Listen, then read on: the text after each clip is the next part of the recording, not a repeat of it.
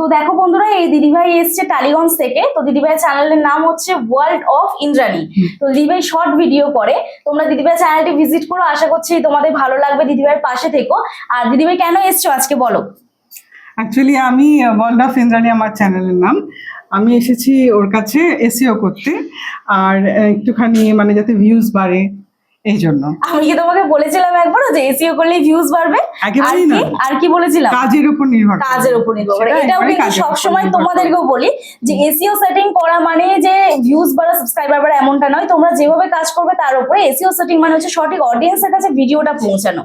তো যাই হোক, এই দিদিভাই চ্যানেলটি তোমরা ভিজিট করো। দিদিভাই তোমার যা যা কোয়ারিজ ছিল সব সলভ করেছো? সব বুঝতে পেরেছো যা যা বুঝিয়েছি? ভীষণ ভালোভাবে, ও খুব ভালো রেসপন্স করে।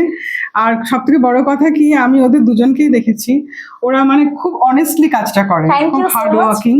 ওই জন্য আমি ওদের কাছেই এলাম, কারণ অনেকেরই তো ইচ্ছে থাকে যে নিজের জন্য সামান্য কিছু হলেও করি, একদম যদি পারা যায়।